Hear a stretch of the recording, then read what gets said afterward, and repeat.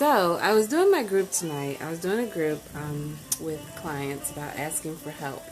And there are certain things that get in the way of people asking for help. Believe it or not, it's a very hard thing for people to do often. And a lot of times, especially for people who have substance abuse issues, they have trouble asking for what they need. Asking for what you need is like a mandate for being healthy. I was pointing out to my group tonight that when you heal, when you're trying to be healthy, you heal.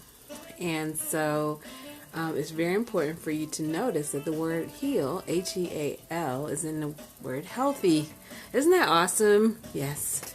So I was talking about how you heal the mind, the will, and the emotions, and part of that is being able to be mature enough to handle yourself spiritually, emotionally, physically, mentally. All those things are very, very important for you to be able to challenge yourself, to think differently, to behave differently, to be differently, and sometimes just to thrive differently. Well, there's a couple main points that I was informing the group about asking for help.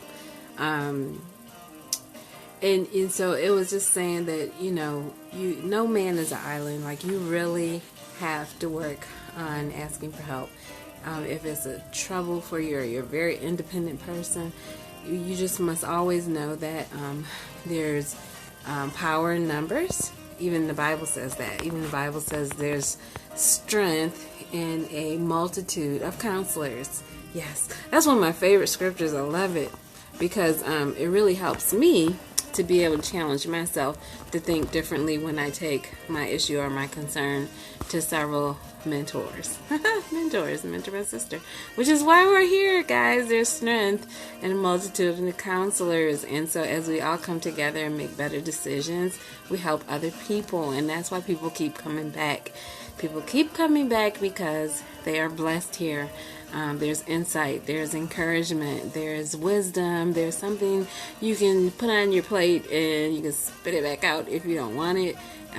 Take it or leave it, but it's good stuff. And I'm thankful that I am not the only person giving on this platform, that we all give and we all share and we all help one another, with various issues. So that's very important to me. So, they suggest that when you're asking for help, start small and to practice with safe people and with simple requests. So a simple request might be, we definitely don't want to ask for money, but a simple request might be like asking someone if can they meet you out, for a cup of tea. You're trying to do more self-care kind of stuff, and you just need that person to be present because you like their company, or, you just ask for something small. Time is a big one, though, but if that person is working on the same goal, it's a simple request. It might be taking a walk with you because you're trying to do exercise. Now, some of these may be pretty hard things for people, but for some people, they're simple, and it's still good to have a partner. Another thing, it says to ask for help before something becomes overwhelming. And so you can usually tell, you can call any time before, during, and after, or after you have like a hard time. So like somebody might be feeling like, wow, I'm really overwhelmed, but I don't want to pick up the phone and bother somebody this late. So text them, send them an email, but send it to several people. Don't just send it to one. And send a message saying, hey guys, I need you guys to reach out to me because sometimes I go in these places, where transition is really hard. Like for me, like I was last week. And that's probably why y'all didn't hear from me very much, because I was transitioning. And even in my soul, I find that very hard to do sometimes. Like transitioning can just be, I don't say bad words, but I know what I want to say. I have a hard time with transition, but I know it's necessary for growth, and it's necessary for strength, and it's necessary for, whew, yeah, all that good stuff. So, so another way to handle something when you have trouble asking for help is prepare how you'll handle it if the person says no or they refuses to help you. So if that person cannot help you, what will be your backup plan? Will you ask someone else? Will you find a way to get the information through the library, or through reading a book, or through researching, or whatever you need to do? Don't just stop there. Just because a person says no to you doesn't mean you have to like fall out and die and, oh, it's the end of the world. Don't do that, because it's just not the end of the world. Oh man, I have an asking for help story, y'all. I don't know if I told it, because I tell so many things out here and sometimes I forget what I say. But here's my asking for help story. I think I told it to mention my sister, but all of you guys haven't heard it because I didn't tell it on video.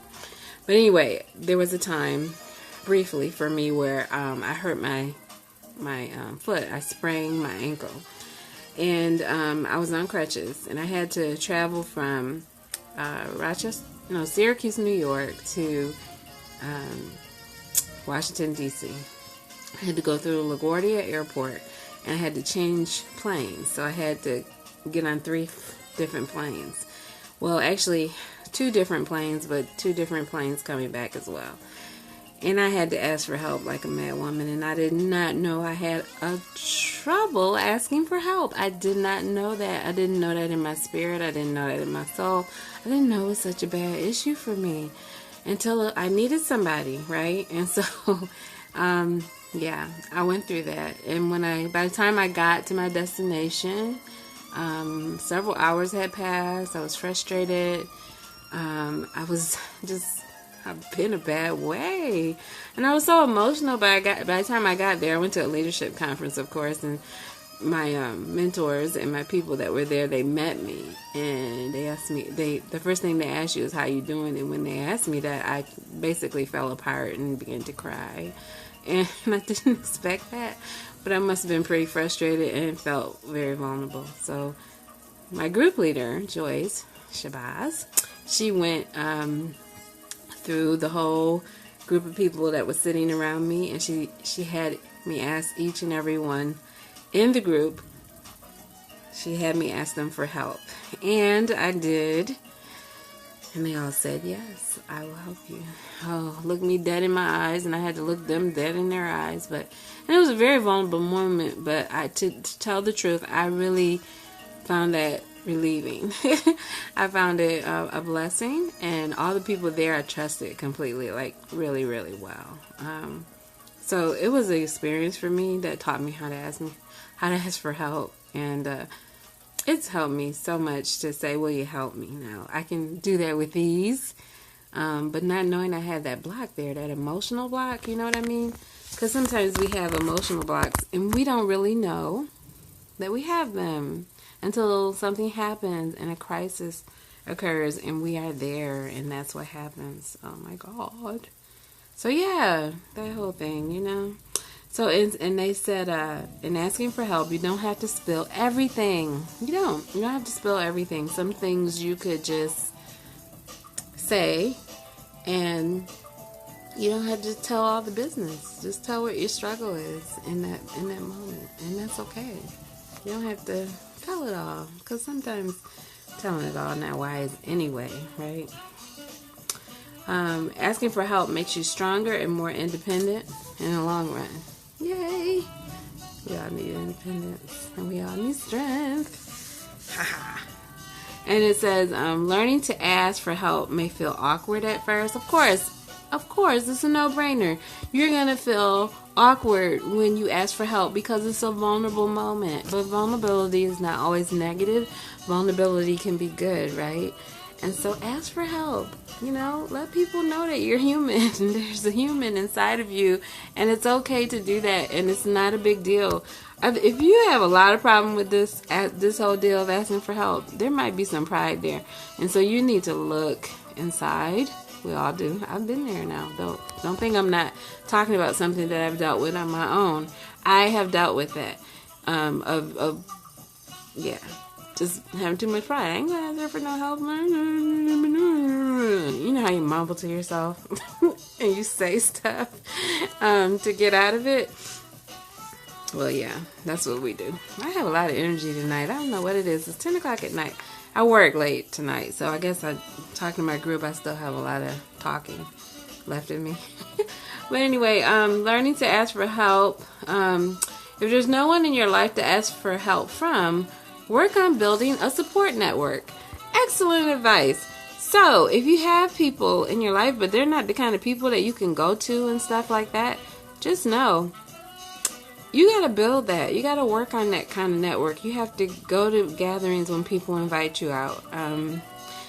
Someone invited me out to see Hidden Figures after I took myself a group of 5 women together to go take them out to see it, and some of them hadn't seen it, and so they asked me to go this weekend, and I said yes. I said yes. I've seen Hidden Figures twice, but that's beside the point. Some of these people I haven't seen in a while, and because they're going to dinner first, I'm gonna go and hang out with them for dinner. But I just miss the people, and I miss their company, and that's really why I'm going. So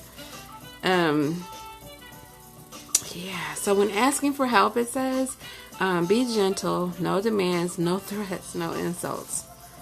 Why would you insult somebody? But no, they're talking about, okay, so the people I work with obviously are people in recovery, and when they get frustrated and they get upset, they tend to go off on you. Not all, I'm not stereotyping, I'm just talking about what I know. And people who have very little coping capacity, in general, will sometimes make demands or insults or tell you what to do or threaten you or intimidate you. And so, yeah, it's just good to know that you don't have to do all that. Be gentle, be kind, because when you're gentle and you're kind, people give you what you want. That's the truth right there. I tell you, my husband just went to the store for me and got me something that at 10 o'clock at night, y'all. And I wouldn't do that. I'm sorry, but I'm just being honest. I'm not going to the store at 10 o'clock at night. But he's such a giving person that he'll do that because he loves me. I do other things for him, but I'm not leaving the house at 10 o'clock at night to go out and do something like that. I'm just being honest. I'm serious. But anyway, okay, discover whether your fears are accurate. Compare your prediction to reality. So, you might predict that if I ask this person, they're just not going to be there. They may, reject you, something bad's going to happen, or you know how we catastrophize and we make a mountain out of a molehill. Well, that's not always the case, that something's going to turn out the way that you think. So you have to really determine whether your fears are accurate. Is this all me? Is this all in my head? Am I thinking it through too much? Can I put this in a simple way? But again, have a backup plan, because if that person cannot give you what you need, that's cool. They're just not in that place, and that's not their capacity to do. It might be that it's not the right person that you're asking, right? And so it says, carry in a wallet a list of phone numbers you can call. Somebody that would be there for you if you needed that. So, guys, ask for help. Stop struggling through life. Just ask someone to keep you accountable, to make you accountable for something that you need. And it's okay to ask for help. It's okay to put yourself out there and take a risk. It really is. So, work on asking for help, okay?